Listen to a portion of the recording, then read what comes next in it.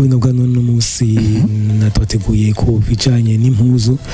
munsi zito turabwiye ku bijanye na brands sinzi ko muvyibuka ku byo mwavuze no munsi zito turabwiye ku bijanye n'akantu kameze nka telecommande cyangwa telefone ntoye gashira kuza kashira ko logo yawe ku bintu vyawe vyoroshe utaciye kure ibyo mwavuze ukoze karanga gakwita ko logo yawe ushonye impuzu cyuta logo yawe ako siko nasuye ko no munsi ngano munsi nase gusuye kubikuzana kwabwiye kujanye ni koti munashaka kwambara ngo ikoti rero ya kijambere ifise imifuko 14 ushaka kujya mu bintu byose ukeneye hama kandi iyo koti ikaba ishaka kuba kandi n'isakoshi uva ugeza ahubwo ati nge ndashuhiwe reka nkuri koti uca uyihindura isakoshi yo ku mugongo ese kandi isakoshi ukashishamo n'ibindi bintu ariko turaba kuri Facebook bashaka kuraba ama image yayo ingene iyo koti ikora rero ni koti ya kijambere ituma umuntu agenda afise yambaye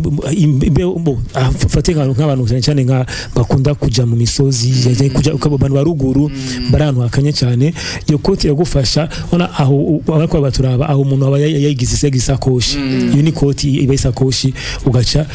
ushyamo ibintu byose ugaca wambara ugeza uvuga je ndakeneye kwambara ikoti kwa cyo ikoti ikindi nabonye iki cyakabijya nuko iyo koti ifise amabara atuma umuntu abonana cyane bamubona kuko ku murango ifise amabara yera ituma muraboneka cyane no mwijoro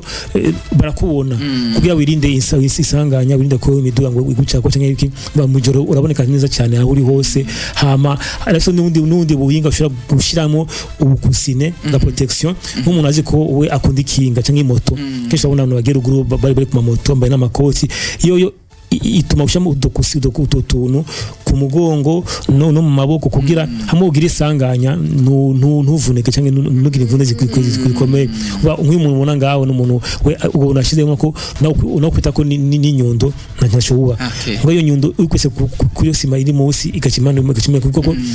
ni koti ituma umuntu dufate muri rusangi uruguru no kishike ndakona no n'amakoti nano bagenda ku mamoto n'amakinga iyo koti yawe uzatigenda duze kambara ikoti ko ngiye ku moto no kwikinga ikashimwe bwa buntu butuma n'indi sanga zikomeye kwa cyushiramo ubwo kusine ubwo kusine bufise ikibanza ushiramo gusa urabukuramo kuba ko hageze ko uhindura isakoshi iyo gorana cyo ucusha ku ruhande hama ushize ku kazi ko tije ku kazi harugaye sinkanyi cyangwa navuri hari uca ikoti yawe wikura mugabo nikuremera ucyuhindura isakoshi ku mugongo hama urese n'ivyo imifuko irenga 14 aho ushaka ibintu bisanzwe charger yawe power bank yawe ufise n'imifuko y'imbere uvuti je amahera ndashiranga imbere kanga muntu ndashiranga imbere keshi murazo kubona ko abakenyezi yoto bagiye ngo zana muntu atfesa ko shose gacha sesanga ku meza kora abatazinza iri musakoshi baro ifise hahantu ubwishane ushaka gukuramo akirikare cyane vyoroshe autora igisho kintu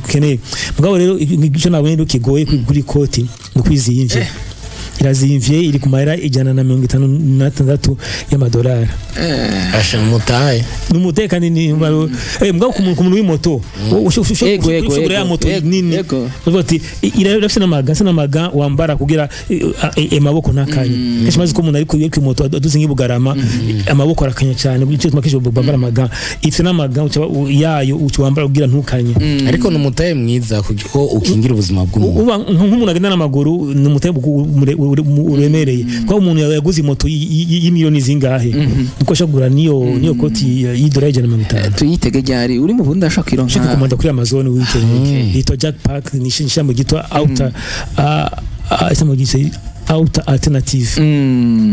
nje cyangwa riko regurisha kuri internet ngabo ushaka no kwikomanda kuri Amazon cyangwa kuri masite agurisha ibintu mwisi Kazoza FM, be your own boss.